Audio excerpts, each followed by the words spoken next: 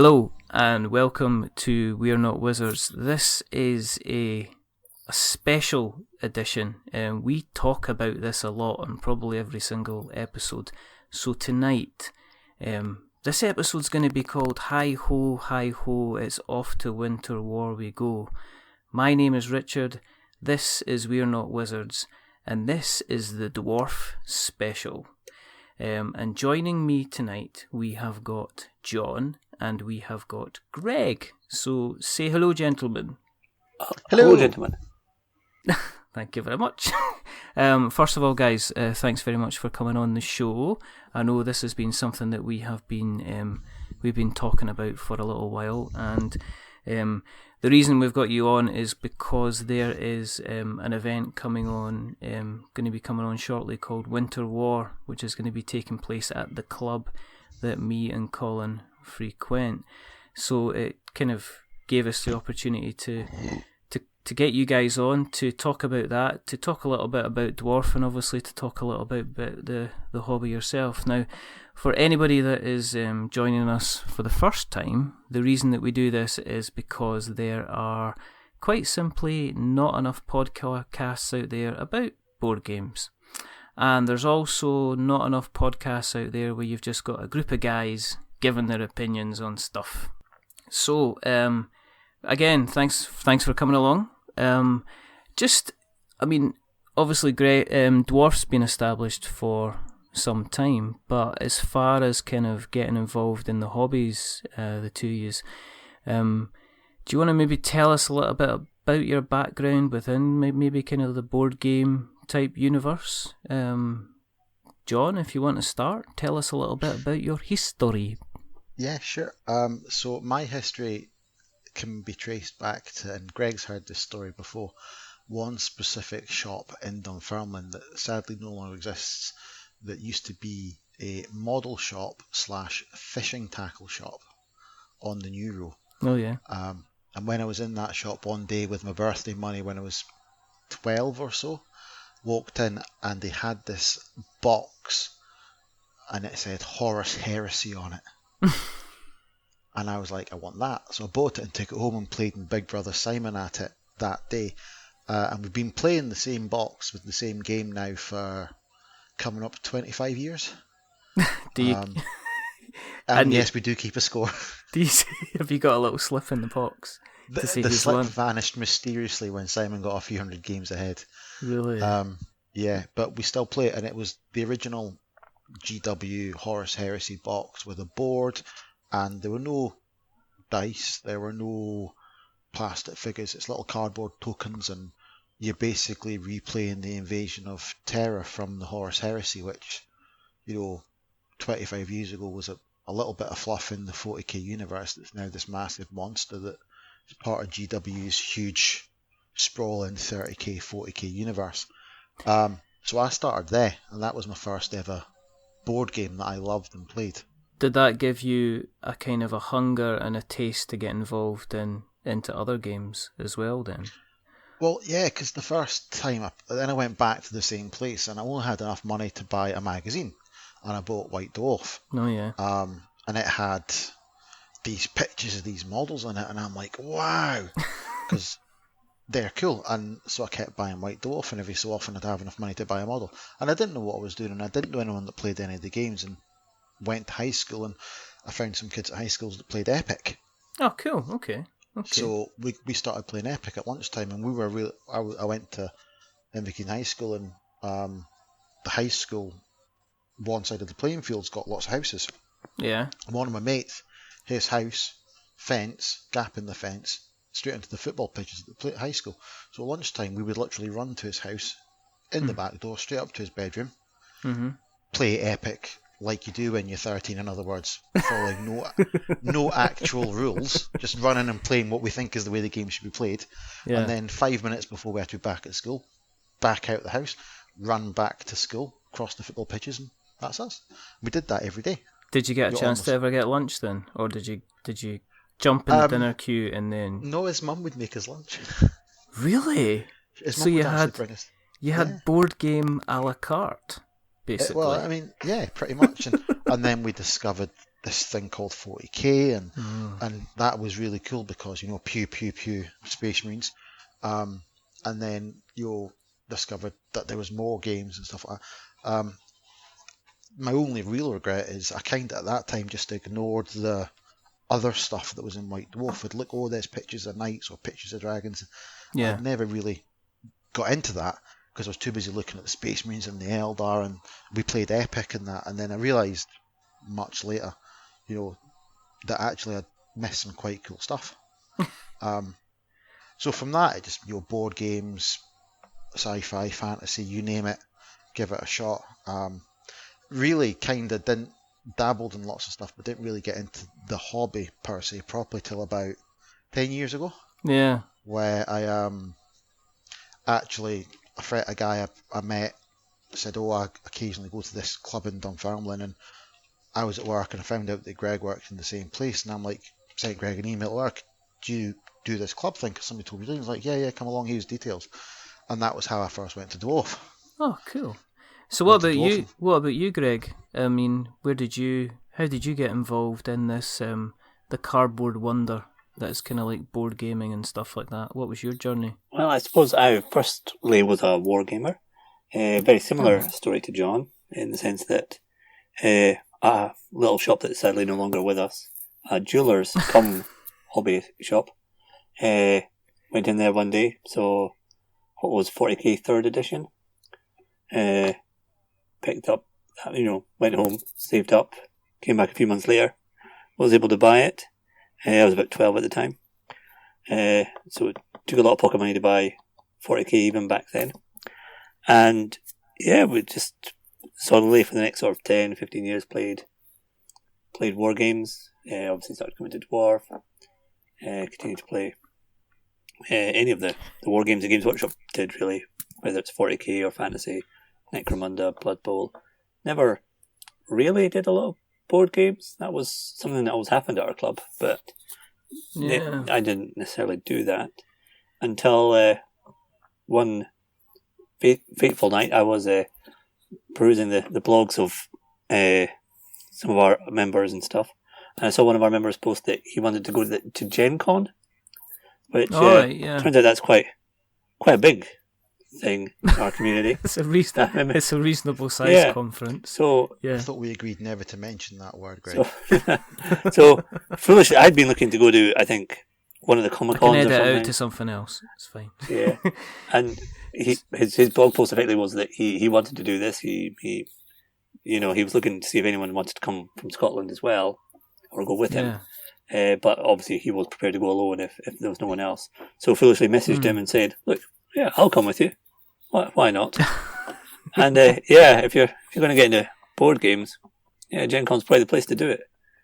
But is it not a place where it is just the proverbial massive sweet shop, and it's a case of, there's jars of sweets on there, but you're not exactly sure what they taste like, but they all look so good that you end up buying almost like your weight in sweets? Yeah. I mean, sorry, go on. Yeah, I was even the worst of the party from Scotland. They all brought back considerably more than me, but I did buy a few games and stuff, and really got interested in games because of playing them at Gen Con.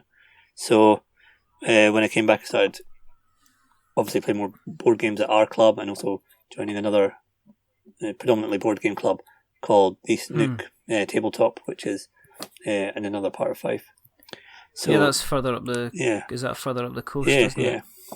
So that was how I got into board games. Do you still have any of the games that you got from Gen Con? Was there anything that you kind of stands out for you at the time that you kind of bought and thought, this is fantastic? That's me. Yeah. Converted. Yeah. I look around and think Ticket to Ride. That was obviously the quite important one, I think. Sentinels of the Multiverse. Oh, right, yeah, okay. Not 100% sure if that counts as a card game or a board game, but these still play them. I think like a great many people that go to Gen Con, I sadly still have some things I bought that are still in wrappers. They haven't quite got round to all the games. That's maybe going back to the original point about it being just an impossibly sized sweet shop. that is a problem. That even sort of, what was it, 5 years later, I'm still looking at. Yeah, one day I'll open that. So is there anything that's sitting there just now that you really, really want to play that we could do a ceremonial unwrapping, or have you got to the point where you're kind of like, well, that's sealed, and I kind of like it sealed, so I'm going to keep it sealed if you don't mind. Yeah, some of my Sentinels of the Multiverse expansions and stuff, I'm just so used to them now being sealed, just moving them about. You just kind of get them as they are. Greg is literally sitting there tracking their value on Board Game Geek every day. It's just checking. It's like the stock market, because you know what I mean. It's like cardboard, currently more valuable than the British pound. That's probably true now. Pretty much. But, well, I've seen currently there's that new what's that game, Mechs versus Minions at the moment, which is just being released, and I see it was originally selling for about £78 or something. I've seen people already try to flaunt it on Board Game Geek for like £120, £130 because the next wave isn't coming out until kind of another 2 months down the line. So, scalpers. Yes, that's an entire topic to its kind of self. But obviously, moving on, did you guys ever touch, because you sound like you went in quite relatively heavy and quite hard, did you ever touch the kind of the lighter games like your Hero Quest and your Space Crusader this side, or were you already kind of quite firmly bedded into kind of like the more heavier kind of Games Workshop stuff, John? No, I played Hero Quest. In fact, on the spare bed, there's 2 complete Hero Quest boxes. Part of my pension plan. Are they complete? Have you even got the little sorcerer's table? Everything. Everything, even the cardboard round the sorcerer's table? Everything. I took 5 years or so carefully putting these together from about a dozen different boxes. Really? So I've actually scraped together 2 complete Hero Quest sets. Whoa. Just for the purpose, but one that I actually wanted to keep complete, and then ended up with enough to do 2, so I've kept them. Oh, that's pretty cool. But I carefully got enough so I had good condition boxes and stuff like that. Yeah, totally. I mean, the first big box I ever bought, ignoring the one I mentioned before, was probably Space Hulk. Oh yeah, okay. But very much because it's one of the, I think, for what a lot of people decried them, one thing GW have done really well over the years is, and it's something that the last few years they've really done particularly brilliant at, is they land some awesome one-shot boxes, or they give some great introduction to both board gaming and wargaming boxes. I mean, Space Hulk, the first edition Space Hulk, is a great example. It's a great board game. Yeah. But actually, for a lot of people, I've played this board game, and oh look, it mentions this other game, and it turns out this other game is 40k, and it becomes a war game, and it influences both board gamers and war gamers, and people like myself and Greg and you who sort of cover both. Yeah. Movies. Have you got the first edition of Space Hulk then, or have you seen? Yeah. Have you? Did you get the second and the third ones as well? Yeah. And they're both in shrink wrap still. Oh dear. Yeah. What about you, Greg? Did you go into the kind of the Hero Quest, Advanced Hero Quest, Space Crusade stuff, or were you kind of firmly in the kind of the Games Workshop camp yourself? Yeah, I was a foolish one. I was too busy saving up for more and more Space Marines. And How many Space Marines did you end up having? I'd be ashamed to say. It's just I don't think there's anything wrong, because we had Brian Wade on here about an episode or 2 ago, and he had a collection of Magic cards that would potentially drown a small elephant. So there's no shame here, Greg. Was it more than 50? It was considerably more than 50. Was it less than 1,000? It was probably approaching that. Well, that's okay, because if it was below 1,000, then that's fine. That's acceptable. We're all good with it. You've got to get to 1,000, because that's a chapter then. You asked Greg that question, and in my head I literally said, not enough. Really? You said, did you buy enough Space Marines? No, he didn't. No, you can never have clearly enough. There's other stuff to buy. There's always enough space. I mean, then if you've got Space Marines, and once you reach a certain level of Space Marines, then there is the option to always do customization. And then you're into whole painting and stuff like that. So it's a whole different range of stuff that you can do, and you can sort yourself out on, basically, yeah? So it's all very, very good. I mean, that's one area where I suppose that it shows the sheer diversity of pretty much all aspects of the hobby, as people call it. You know, I know people that don't play games, but buy the models because they love the models, they love painting, they love doing exactly that. They customize them, they produce these sometimes pieces of artwork. You know, you look at some of the stuff that's on Cool Mini or not, and these people have taken a little plastic figure that comes from a box like Space Hulk, for example, or Hero Quest, and they turn it into this thing that you'd stick in a museum and go, or an art gallery and go, that's art. Yeah, I mean, I've seen a lot of the times, I've seen on, it's kind of become a little bit of a fashion for Kickstarters that involve miniatures. I've seen a couple of campaigns now that offer kind of a fully painted professional set of kind of Kickstarter figures for like the £500 mark, and there are regularly guys that have Facebook pages that say, give me your Zombicide sets, give me your Space Marines, give me your Cold and your Young, and I shall paint them up and make them look beautiful and fabulous. Which it becomes a, it's not just about collecting the miniatures. As you say, you can go ahead and paint yourself, and I would never do that because my painting's dreadful. But there are people out there who will have an entire collection of very, very well, beautifully painted miniatures. I think one of our other guests, Duncan Malloy, spoke about his uncle having an almost pristine painted kind of collection of Hero Quest. Every single thing was looking absolutely stunning, which is kind of good.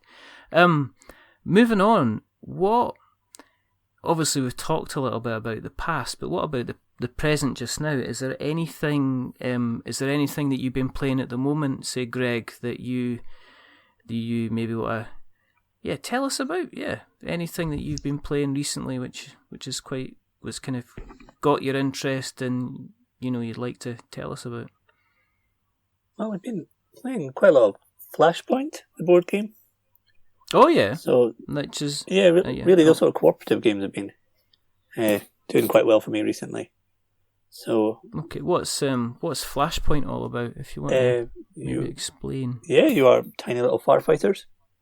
Between I think 4 to 6 players can play it, and you have a map that represents a little house, or in our case, in one of the expansions, a submarine, and I believe there's also an airplane expansion. And obviously, you go about the board trying to fight the little fire tokens, try to rescue the people. It's been quite good. We've played that quite a lot recently. So how does it work? What's the mechanics behind it? Do you get kind of like moves and actions for it? Does somebody play the kind of like the fire version of it? How does it kind of work from that point of view? Yeah, so it is just how you would describe it. You are randomly allocated a different type of firefighter. So there's one who's particularly good at fighting the fires. There's one who's particularly good at rescuing people. Mm-hmm. There's the imaging specialist, very good at the people you have to rescue are points of interest. Only once your firefighter gets to them do they reveal if they're real people or if the tile's blank effectively. So the imaging specialist can tell if they're people from a distance. And then there's another fire engine another firefighter who's particularly good at using the fire truck, which is another advanced sort of set of rules. So you have to, and I think you have the fire captain as well. He kind of especially spend his action points on other models, like move them about the board quicker by spending his action points. So you build up your random team, and then it's as you would expect from a cooperative game, you are trying to decide, okay, I'm the firefighter who's good at fighting fires, so I'll go in this room and get rid of the smoke markers or the fire markers, and I'm going to leave this person because actually behind, the player to my right is going to be the one who's good at rescuing people, so you can get that person out quicker. So it's okay. I'm not 100% sure what the technical term for a game like that is, but it is. Is it kind of like Pandemic then, where you've got like a continual threat that you kind of have to control, and you do that through kind of like using certain skills? Because it sounds like each of the players, it's almost like asymmetrical in its skill set, kind of like Pandemic, and then you're kind of like controlling against a kind of a main threat. Yeah, no, that's exactly how you would describe it. Actually, it's a lot. There like you Pandemic. go, 10 points to me. Fantastic.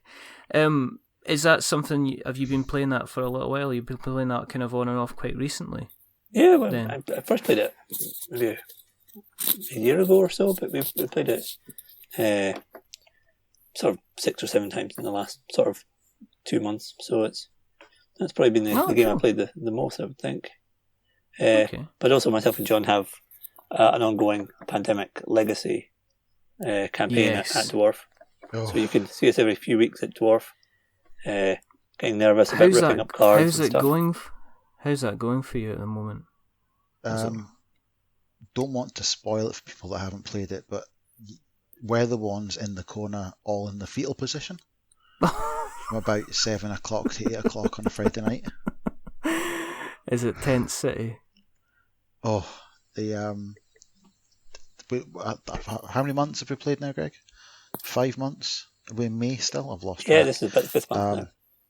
5th month, yeah. So for anyone that hasn't seen Pandemic Legacy, it takes the basic mechanic of Pandemic, which is a really good game, and adds a couple layers of complexity, but turns it into a living board game. So each time you play it, the actual game changes, so you physically make alterations to the game board. You end up removing characters, adding characters to the game, and there's a thing in the mechanism called the legacy deck where you physically go through and end up doing things like destroying game cards and possibly killing your character if you're not careful, and literally you physically rip up the character card and stuff like that. And each month in the game you play a different game, and it's so far been challenging, brutal, pretty funny, and has induced cold sweats, I think, in all of us, at least once or twice a night. So is it a game that, I mean, I've heard people that have like are not breezing through it, but have managed to have kind of like clear months. I've had other people that said it's been fantastic, but it's been very, very challenging. To you, so it sounds like it is kind of like cold sweat, stressful.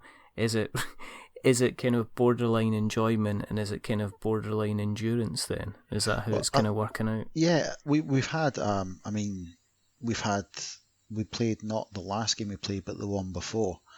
We sat down, set the game up, picked, we talked first, with the 4 of us that were playing, myself, Greg, Dave, and Simon, my brother, who mentioned before, the 4 of us that were playing on that night, and discussed. We got the setup, read the mission cards, turned over the month card at the start of the game, did what it said, started playing about 25 past 6, and we were done within half an hour. We literally completed the objective, won the game in half an hour, and we were like, wow, that was, we were on fire, it was fantastic. And then we said, right, okay, let's put it away, play other games we've got with us. A few weeks later, we agreed another night, went along, opened the box, got set up, and it just kicked our asses. It literally, it's like the game knew it had been sat stewing in Dave's house for a month going, no, I'm not taking that. Yeah. I'm getting them. I am literally ripping them a new one. You're going to get your asses kicked. So we sat there, and it was an hour of and we got to the end of it, and we're like, what happened? What went wrong? And we're like, there's 25 new stickers on the board. We think we might have killed Dave. Dave wouldn't be happy about that, because I think Dave, would make his feelings heard if he. Yes. And so we're just you're right. It is a ridiculously rewarding game, I have to say. And the fact that there are consequences. It's not like, and don't get me wrong, some games have immense replay value, but some games you get to the end and you think to yourself, has that really made me want to go back for seconds? Yeah. some games I've played, some board games I've got to the end, and I'm like, actually, you know what, that was fun, but I'm not going to rush back to revisit it. Yeah. Whereas this, there's the challenge, and you know that there's consequences, and you know that there's going to be the game's evolving, and the way it does evolve, as long as you don't spoil it for yourself, it's quite good. I know some people that have played it that have looked on Twitter, read blogs, etc. And there are people out there that are blogging their playthroughs and tweeting them, and it's quite easy to spoil the game if you're not careful by looking at that sort of stuff. Thankfully, I've not.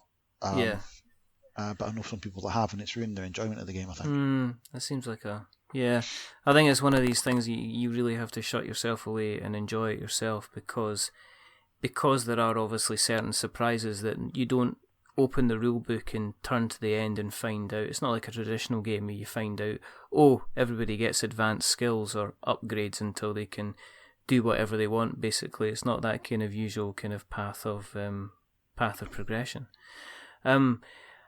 Is it something you're going to continue to... I mean, Greg, are you continuing to enjoy it yourself? Are you having as much fun as John sounds like he's having at the moment? Yeah, I think I quite like it.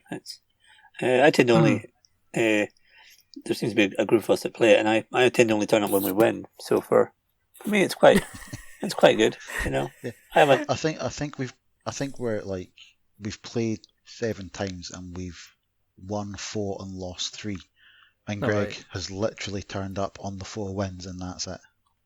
So Greg's had a much more sunshine-filled experience than everybody else, then, basically, which is all pretty much, which is kind of good. Are there between the two of you, are there any games that either of you are kind of have seen recently that you've thought you'd like to then?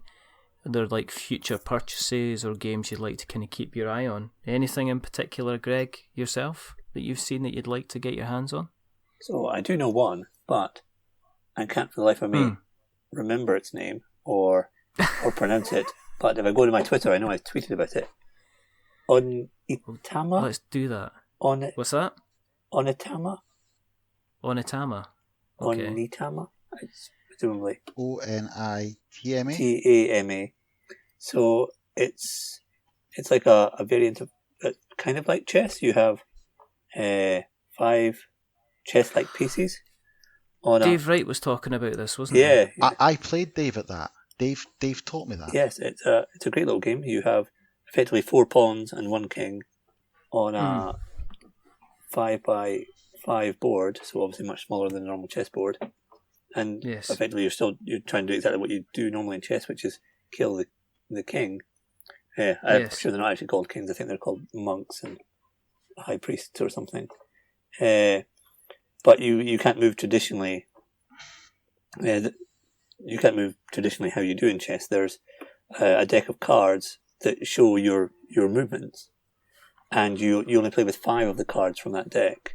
So at any one moment, player 1 has 2 of the cards, player 2 has the other 2, and the 5th one is floating in the middle.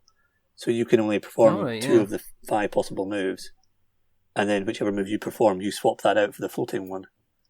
And so in that way, all the moves cycle round. But of course, that means that inevitably, when you could take the enemy king, actually you discover that the 2 moves you have won't allow you to do that. So, and similarly, sometimes you don't want to do a move because you know it'll put a move that will allow the enemy, it'll put that move from your hand into the floating position, which would obviously allow the opponent to get it, and it might obviously be good for them. So it's kind of like chess, but it's obviously a lot quicker than chess, but there's a lot of different aspects to it. And it's really replayable simply because it's a deck of moves, but you only ever use 5 at a time. So it's kind of thing it's very much a best of 3 sort of thing. I think every time I played it. It's Arcane Wonders that do it. It's right. The same guys that do Sheriff of Nottingham, and I've actually seen it on the site. The reason that I know about it is because Dave he's done his own podcast recently, hasn't he? With a friend of his called Liz. Yeah, that's right.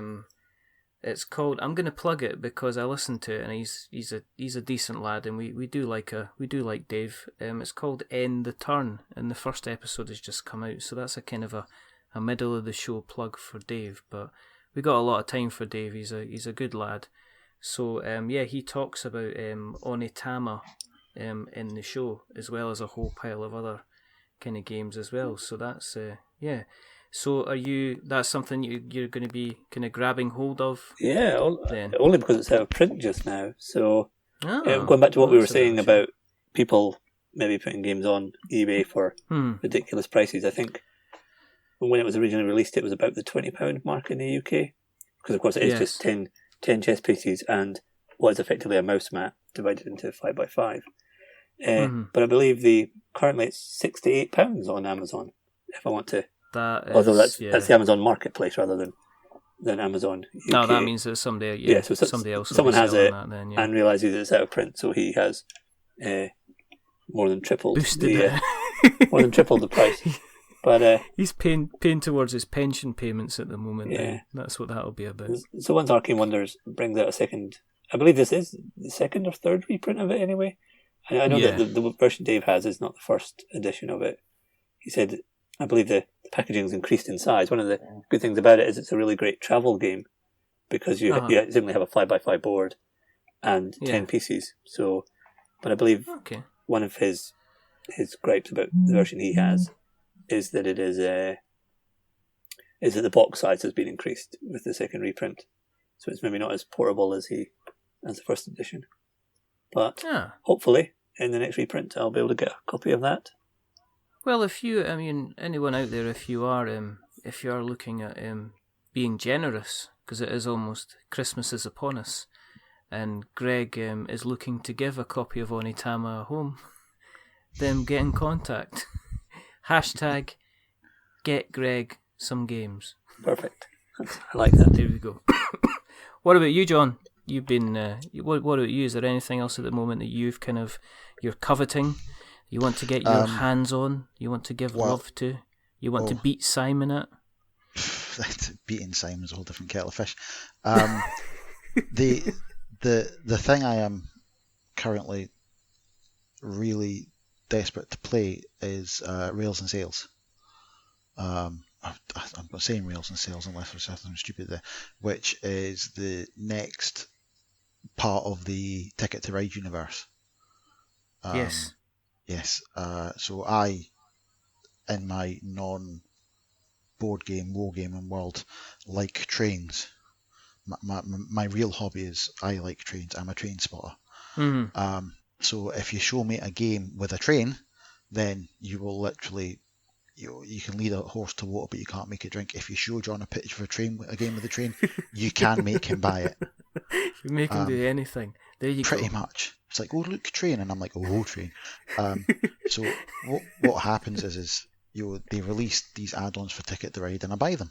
UK edition, I buy it. New map, buy it. Oh look, you buy it. So I've not bought it yet. I was going to buy it, but I ended up not buying it, and I've managed to control myself. But Dave, who we've talked about already, has got a copy, and I was desperate to play it, but I've not had the chance yet. But I have to say, for me, every Ticket to the Ride game from the first to that one absolutely floats my boat. They're competitive games. I like competitive games. I don't mind. I like playing co-op games, but I like beating people. Let's put it that way. I like winning. I don't like losing. I lose a lot more than I win. Let's be honest.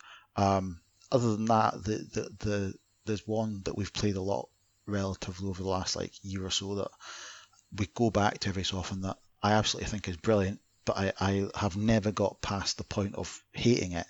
And I don't know what it's really called, but we call it a horse and a bow.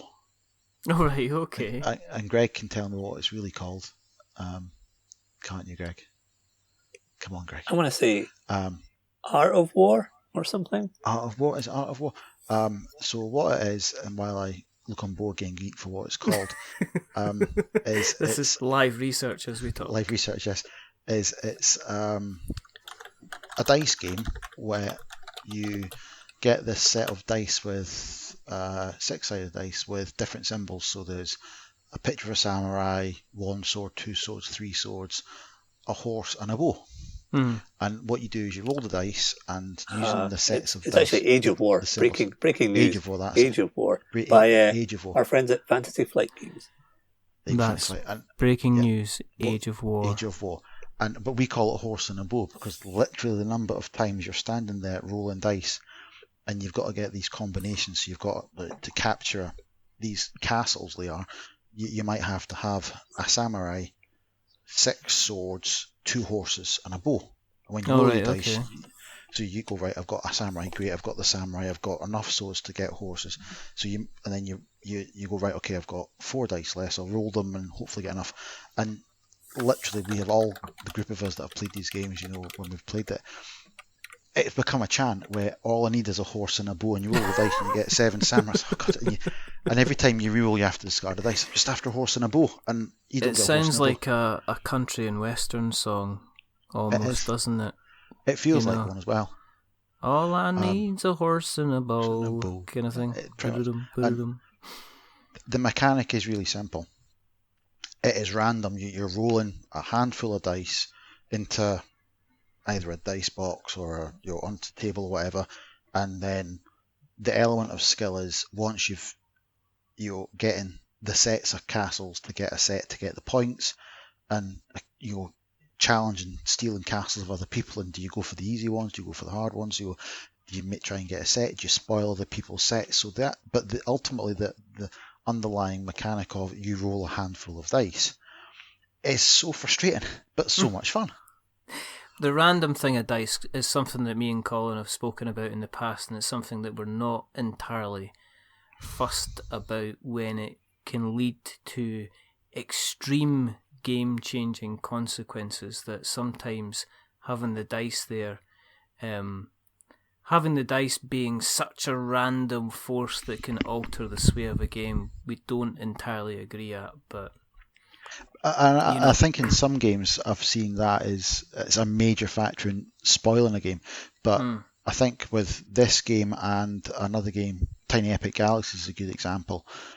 If the actual mechanic of what you then do with the dice and how you can use those dice to, capture a castle or take somebody else's castle off them by and spoil their set and then challenge you, make sure that and you can, the mechanic you end up using the dice for, if that's done properly, it doesn't negate the randomness, it just makes it a better challenge. I mean, we play Tiny Epic Galaxies fairly often because that's a great half-hour wee game. And that relies on your roll dice, and you've got to manage what the dice do. You get symbols, you use them to do different things, and we played it a few weeks ago, Greg, didn't we? And it's one of those games where you just click into, there's a random element, but there's also a challenge element, and there's an element of gameplay and one-upmanship and bluffing your opponents. And if it's balanced properly, it's great. But you're right, if it's not done well, it ruins the game. Yeah, that's right. Cool. Oh, good. So, yes. So, Art of War, Trains and Sails, and a little bit of Onitama would be all nice on the Christmas list this December.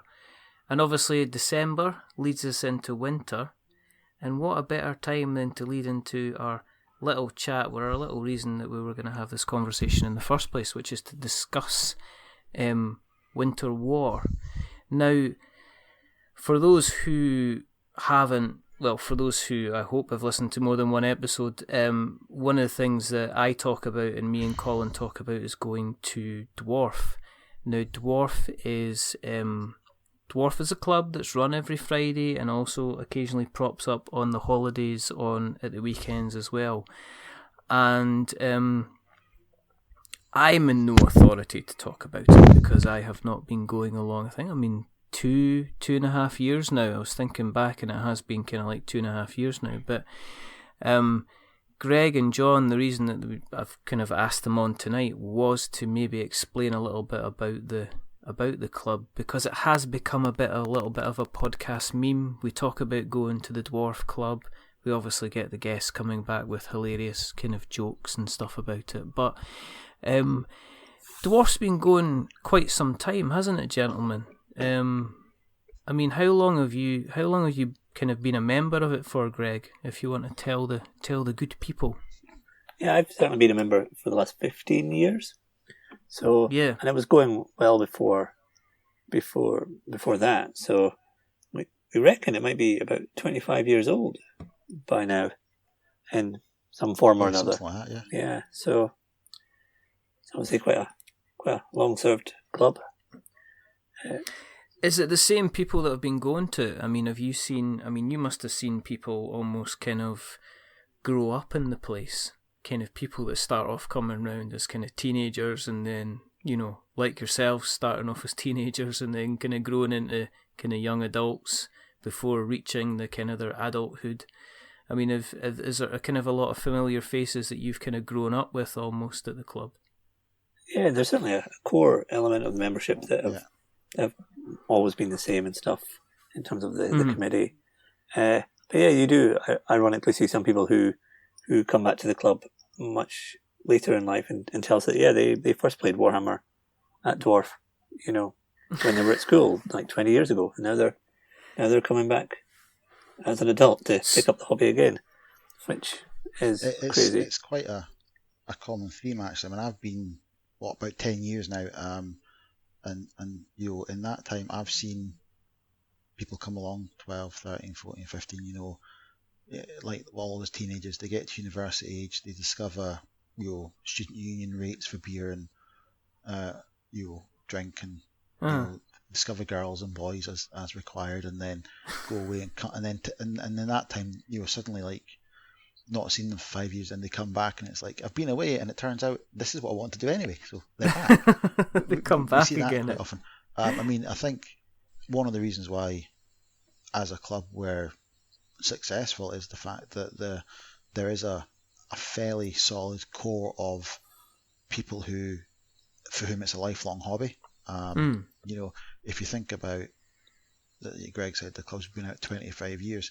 Some of the guys in the club, like Brian Forrester, who's our chairman for life, he doesn't want to be, but we're not letting him resign. Him and there's a few other guys in the club that have been playing games together since they were in high school. Yeah. And they've been doing effectively the club as it is now was them meeting up after they finished school with friends and other people turning up, and there was a period where I think it was just called the Games Club, wasn't it, Greg? That was what it was originally called, the Games Club. The Games Club, yeah. Where did D.W.A.R.F come from? Because when was the point where somebody said, actually, we can get a cool name out of this, or we can get something that somebody will say, yeah, what? Yeah, I think it was a bit of a backronym, wasn't it? That we knew the word dwarf started with D, like Dunfermline does, and we just kind of forced the rest of the letters in there. Pretty much. Just kind of made it up. Yeah. You're like, what happens if you couldn't have something in it? How long did you get stuck on F for? Well, I think fortunately we can pretty much date the dwarf name, because I think the first Lord of the Rings movie was just coming out. Well, I say the first one, but the first Peter Jackson one was coming out at the time. So it was kind of obvious that the Fellowship of the Ring would inspired us. So I think we can kind of probably date the dwarf name to about that first movie. What I think is particularly funny is the fact that the full name D.W.A.R.F, Dunfermline Wargaming and Roleplaying Fellowship. Yeah. And I always think it's a bit ironic. It's sometimes if on a Friday night if you're in the club, there are occasions where you go in the main hall and it's war games. Yeah. You go in either the front room or upstairs occasionally, and there's role playing groups, and it's like, are you sure they're the same club? There's not really that much fellowship, but then there's other nights. There is a bit of a separation, isn't there? Yeah, then there's other nights where there's just huge amounts of mingling going on. So I think it's horses for courses, but it is quite funny. I mean, one of my particular highlights is the weeks that I go around and do the money collection and get everyone's token pound entry, and I try and make a mental note of what's being played. Mm-hmm. And one, I think, the reasons why we are successful as a club is we aren't a War Games Club. We aren't a role-playing club. We're not a board game club. We're not a card club. We're a club. You can play what you want, when you want, what you want. And the number of nights I've gone around and I've seen 8, 9, 10 different plus game systems being played, and on top of that, people making their own games. Yeah. It's quite brilliant. Some nights you see 60 people playing a dozen different games. And it is 60 people. I mean, the hall will be full on one side, and then the small room will be full on the other side, and then there will be... It's always been quite welcoming. I remember when I came along for the first time, and kind of being quite nervous, because you're going into a huge room full of stuff, and then kind of, it was almost like rocking up to somebody and going, board games, mate. And they went, nah, through the back, with the other lot. And then, yeah, I mean, that was when I kind of bumped into all the guys that we normally talk about, kind of like your, Leo and Andrew and, Andy and pretty much, everybody else that we've seen, Kieran and, all these guys on a kind of a weekly basis. And it was almost like, it wasn't like it was a case you could just sit down, and if you had something to play, then people would they would get involved. And it was also interesting is it's not just the number of people that are playing games, but it's also the number of people that are maybe just sitting there and having a chat and catching up, and rather than playing stuff all the time, they're also kind of just sitting down having a good old natter. And that's what kind of keeps me coming back to it, because not only is it a chance to play a hobby, but it's also a chance to catch up with some people that started off as acquaintances, but in many ways turned into kind of many ways kind of friends. What are your thoughts though? Now there is obviously a potential issue with the club, and is that I am aware that on the last kind of maybe 3 months there seems to be a burlesque club that has started that kind of runs from about, I don't know what time it is, but it kind of runs upstairs. Have we put any contingency plans in case people go into the wrong halls? Do we think the guys would cope? I'm going to say there is no concern on that point. I was sent upstairs to meet the burlesque club for reasons we don't need to go into. And it's safe to say there is no concern there. Yeah, that's good then. That's fine. I just don't want there to be an incident, basically. No. What is actually quite funny is I went up to meet them, met the instructor, who I was like, my name's John, this is what we do, just so as you know, Friday night we have a lot of people. It is mostly men. It's not that we have anything against women, it's just that they really don't like turning up for some reason. We've got a few, but we'd like more. And after about 10 minutes explaining what we did, etc., about 2 weeks later she brought her husband along to see what we did. And he's come along a couple of times since. So she sends him downstairs. Right, you go play board. You play some board games. I'm gonna go and do some dancing. Yeah. So that's good. They're actually actually what has been apparent is that they don't get many people. Unfortunately, she never gets more than 3-4 people, and I've spoken to at least a couple of times. And that's a shame. She needs more people, otherwise it's not viable for her, which is a bit of a shame because she's trying to make a living and do something she enjoys and make it. But yeah, I mean, we don't. I think one of the great things about the fact that we've got the club we have is that I've personally never felt in any way, shape or form that there's ever been any issues that really to speak of in the club in terms of accepting people, welcoming people. We've got a very relaxed structure. We don't have any need for massive amounts of management. We've got a committee. We've got Brian's the chairman, Greg's the secretary, Simon's the treasurer. We've got our insurance. We're part of the gaming club network, etc. We've got a structure. We've got a constitution. We've got rules that everyone knows to follow. But ultimately, when you actually, and you probably experienced it yourself, it's all run with a very light touch. And I think that reflects the fact that people keep coming back. They know that it's a relaxed, welcoming atmosphere, and Yeah, keep I mean, coming back people because of that want to reason. be they want to be in a situation where they feel relaxed enough, and because of that, I think, there's obviously occasionally there's jokes and humour that go past and, go between people, but there's never any kind of serious, there's never any issues, there's never any kind of one-upmanship. Somebody will sit down and say, do you want to play a game of this? And then somebody will join in. I mean, there's some people that go there just for the war game, and there are some people that they'll set up and they do the role-playing, and that's what they do. But they're all fairly it's welcoming and friendly, and there's never ever been a it's just everybody gets on and just wants to get on and have a good time. It's quite telling that our most common complaint is that somebody's not put the table and chairs away. Yeah, exactly. Well, that's it. Even guys, put your table and chairs away. Or take your recycling with you. Literally that's it. That's as hard as a discussion pretty much gets most of the time. And I think that's a credit to the club members. The fact that we're able to everyone's able to turn up, enjoy themselves, be responsible where required, and actually make it a great time for everyone.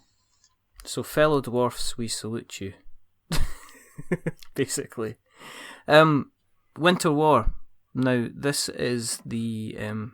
now, I am not going to risk getting any of this wrong. So, Winter War is your basically your charity event. Greg, do you want to tell the good people about what Winter War's about? Yeah, this is our 9th year of running Winter War, which is our annual charity wargaming event. So we get the guys together, we play some war games, ask for donations. There's always a charity raffle. We donate all the profit we make from it to the charities as well. And over the last 8 years, the generosity of the community has enabled us to raise, I'm just trying to do it in my head, £11,000 for 4 different charities. Yeah, four charities, just over 11. I think it was 11.3 once we totaled up in the end. So really, that's pretty impressive. I mean, how many people do you normally get at the event? So it's grown every year. This year already, with sort of 3 weeks to go, we have 105 people signed up, and then there'll be another 10 sort of people just as staff running the event as well. So there'll be 115 of us actually in the room. That's a lot. And in honesty, we could probably do more. We're actually now at the point where the space in our building now limits how many people we can have. So we use every conceivable space and every conceivable table to put games on. Yeah, we are out of rooms. So what games are we going to be? What games are going to be the focus of this year's event then, John? Well, this is one area where I think it reflects quite a lot of the changing environment of wargaming. The largest group will be bolt action. Over the last 2 years, 3 years, the club's really developed quite a strong bolt action following and has gained a reputation for doing some really good bolt action tournaments. So I think there's 36 bolt action players this year, Greg. And then 40k, which is a good 20 odd players. And then we've got Age of Sigmar, Warhammer Age of Sigmar, which is 20 plus players again. Then Flames of War, which is about 12. 12. And then Warhammer Fantasy 8th edition, which is currently only 6 players. When you go back 5 years ago, when we first did it, the first year it was simply 40 odd players playing Warhammer Fantasy. 5 years ago we had 58 players playing Warhammer Fantasy, and that was it. Then we started adding 40k, etc. Now we've got 5 different game systems, 105 players signed up. That's really, really good, isn't it? An odd number really doesn't help us, though. We need an even number. So if anybody's round about the area, obviously what we're going to do is we're going to put various links up and everything like that in the show notes. Can anybody else join in? I mean, anyone else that's free, can they come along and join in? Well, the structure we use for the event is that the actual gaming itself is wargaming tournaments. So these are classic Swiss draw wargaming tournaments to determine an overall winner. But we don't take it competitively as serious as we do our actual proper annual wargaming tournaments for the various game systems we play. So from that point of view, if you turn up on the day, if there's an even number and you make an even number, or there's 2 people in and we can squeeze people in, then it's not the end of the world. But in an ideal world, we know who's coming in advance, so we can plan food, etc. But other than that, we do have a lot of people who will come along on the day to watch or take photos, and a lot of people do turn up just to buy raffle tickets. So Greg mentioned that the reason we've been probably so successful in terms of how much we've raised is every year we do a raffle, £1 a ticket, and we do the first year we did it took 15 minutes during lunch. Last year it took an hour. It was lunch. For me to stand on stage and pull 120 different winning prize raffle tickets out. So people come along just to buy raffle tickets, because sometimes if you're like me, you win the same copy of How to Paint a Space Marine 5 times, or you end up walking away with a brand spanking new box set. People have been ridiculously generous over the years with prizes, and some people that have turned up and bought raffle tickets or been playing on the day and bought their tickets have walked away with hundreds of pounds worth of goodies, box sets, board games, card games, models, everything you can imagine from the hobby that we play, from buying £10 worth of raffle tickets. So that drags a lot of people through the door, and we're honest about it. The fact is that if people are paying £15 to come along and partake in a tournament, and they play 3 games of Warhammer or 3 games of 40k or one of the systems we play, we hope they'll have 3 enjoyable games. If all that person's doing is coming along and paying £15 to play 3 games, don't buy any raffle tickets, they've still actually donated relatively lot of money to charity, because the only thing we're actually really paying for when we run the event is the food. So we have a caterer who we use for all our events. He provides us with the food at cost, so he knows it's a charity event. The other event, we run things like Cry Havoc, which is our fantasy tournament, and the various Bolt Action and Flames of War tournaments we run. Any money we make from those is used by the club to cover the running costs of Winter War. So if somebody comes along and plays 3 games of Toy Soldiers and pays £15, from that £15, I think last year the maths worked out as about £12 and 2 pence actually was effectively really a charity. Good, isn't it? Yeah, that's really good. That's really good.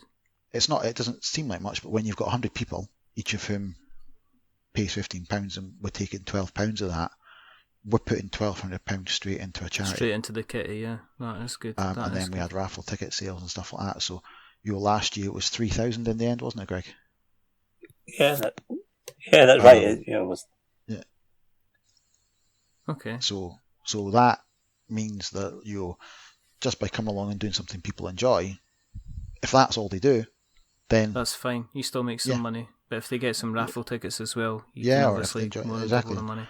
And people donate prizes. People come along, they bring models with them on the day, they bring stuff. People bring books they don't want, and it all adds up. And people go away happy. And some people come along and they drop as much as they want on raffle tickets, and it's like everything else. You win some, you lose some, and people keep coming back. And that, I think, is also quite a telling thing. Is we've got people that are, other than myself, Greg, people that are doing the administrative side of it, running the event. You've got people coming from various parts of Scotland, some coming from England, who are coming. This year will be their 9th Winter War. So some of these people over the years have, each year they've come along and they've put their £15 and they've bought £20-30 worth of raffle tickets. So some of these people, have donated literally hundreds of pounds to charity. And each time they've come along, they've had a great day. They've played their games. They've met their friends. Like you say, you meet people. You spend as much time as you do chatting as you do playing. Yeah. you have a great day out, you go away and, okay, you've got a shiny new box, or you've lost your 3 games, but you don't care.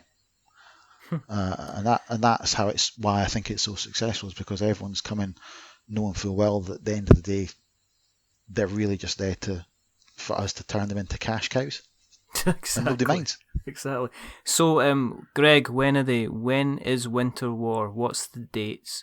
And where is it going to be? It's going to be on the 12th of November this year, starting about 9 o'clock. And it'll be... In the morning? Yeah, in the morning. And it'll be in the Del Parkinson Centre on Netherton Broad Street in Dunfermline. And we shall make sure that if there's any information on that will all be in the show notes as well.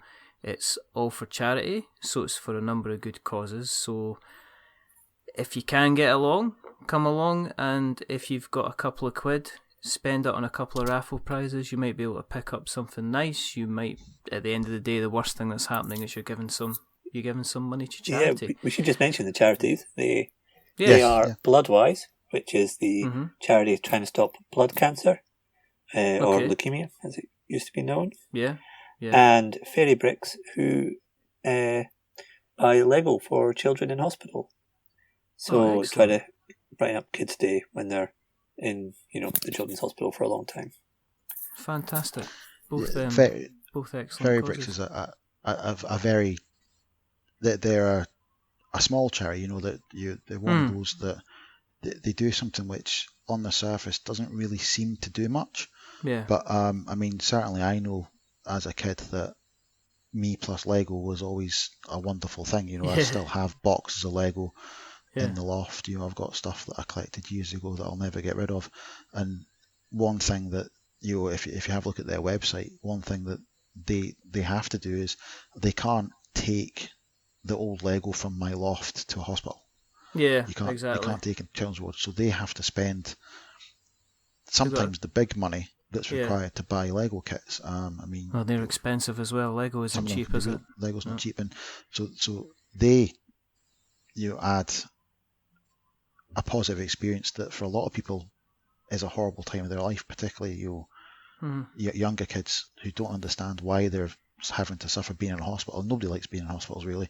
No. So I the choice of Fairy Bricks this year, I think, is one that's really quite brilliant. And the couple of guys at the club who suggested it, I think they've hit on something that I think we can do a lot more in a day than one or two people could do on their own. Cool. And, Brilliant. So if people have been listening and they're intrigued to find out more about D.W.A.R.F, about Winter War in general, how would they find you on this internet type place? What's the best way to find? Yeah. We've got the D.W.A.R.F Facebook page. Yes. Which is you'll find just by searching for, if you type Dunfermline Wargaming and Roleplaying Fellowship into Facebook, you'll find us. It's a bit of a mouthful, but once you've got as far as the Wargaming bit, it's always the first result. Usually pops up, doesn't it? Okay.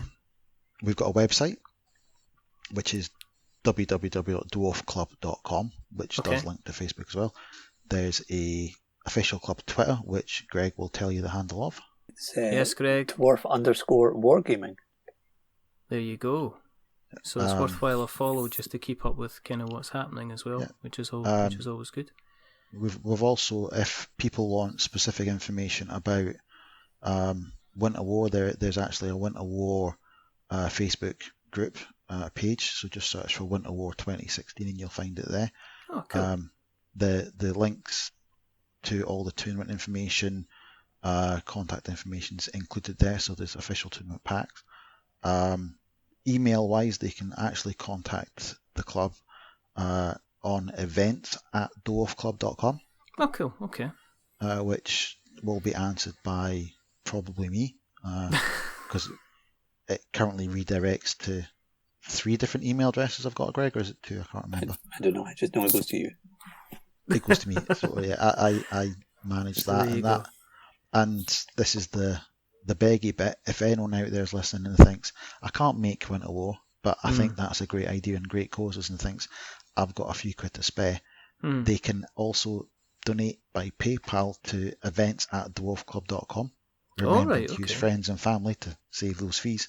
And if they give us their name, then we will make sure they get a big thank you and shout out as well in the appropriate places.